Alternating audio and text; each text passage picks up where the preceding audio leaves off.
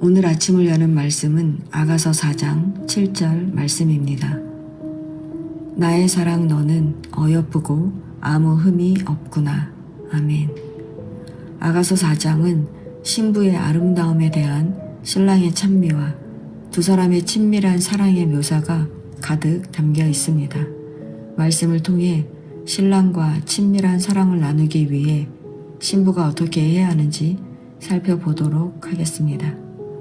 본문은 신랑이 신부를 바라보면서 신부의 아름다움을 세밀하게 묘사하고 있습니다. 먼저 신부의 눈은 비둘기 같다고 말하는데 비둘기는 순결을 상징합니다. 그러므로 신부의 눈이 비둘기 같다는 것은 신랑이 신부의 눈에 비친 맑고 순결한 내면을 노래하는 것입니다. 머리털은 길르앗 산 기슭에 누운 염소떼 같다고 말하는데 길르앗은 요단 동편 곧 북쪽으로 야르묵강에서 남쪽으로 헤스본 사이에 위치한 거대한 초원을 가리키는데 이 비옥한 길르앗의 염소는 윤기가 흐르는 검은 털로 유명했습니다. 이 염소떼들이 산 기슭에서 움직이는 장면이 마치 여인의 검고 윤기나는 머리가 찰랑거리는 모습을 연상케 한 것입니다. 치아는 목욕장에서 나온 털 깎인 암양과 같다고 하는데 양들이 털을 깎기 전에 청결을 위해 씻겨져야 하듯이 신부의 이가 새하얗다는 것입니다. 치아가 새끼 없는 것은 하나도 없이 각각 쌍태를 낳은 양과 같다는 말은 당대 쌍태를 낳은 암양이 가장 귀하게 취급받았는데 그만큼 신부의 치아가 희고 아름답고 가지런하다는 말입니다. 입술은 홍색실 같다고 하는데 이는 붉고 아름다웠다는 것이고 뺨이 석류 한쪽과 같다는 것도 신부의 홍조 띈 뺨의 아름다움을 말하는 것입니다. 목은 망대처럼 길고 늘씬했습니다. 그런데 1절을 보면 이러한 신부의 모습이 너울에 가려져 있다고 합니다. 너울이란 가볍고 투명한 천으로 얼굴 전체를 가리는 것입니다. 이렇게 너울 속에 가려져 희미하게 보이는 신부를 보고 신랑은 어여쁘고 어여쁘다 하는 것입니다. 아니 흠도 하나 없다며 신부의 아름다움에 감탄하고 있는 것입니다.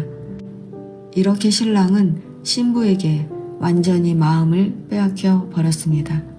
9절을 보면 내 누이 내 신부야 내가 내 마음을 빼앗았구나.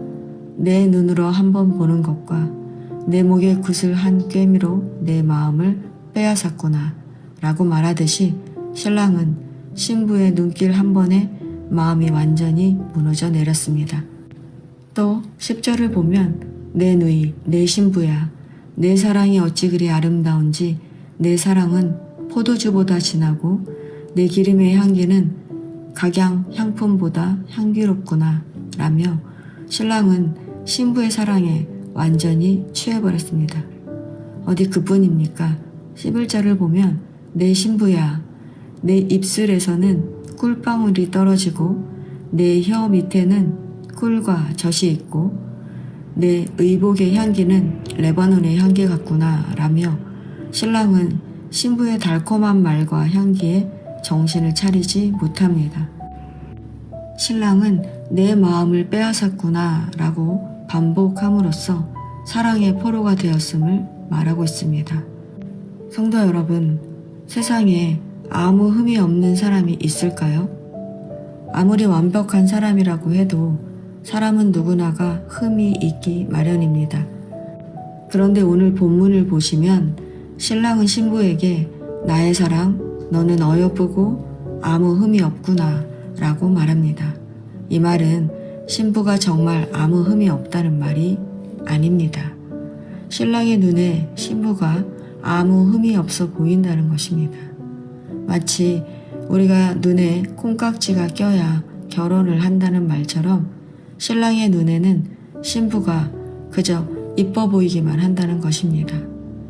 왜 이렇게 신랑이 신부를 이쁘게 보는 것일까요? 우리가 1장에서 살펴본 것처럼 사실 신부는 검다라는 표현에서 알 수 있듯이 보기에 아름답지 않았습니다.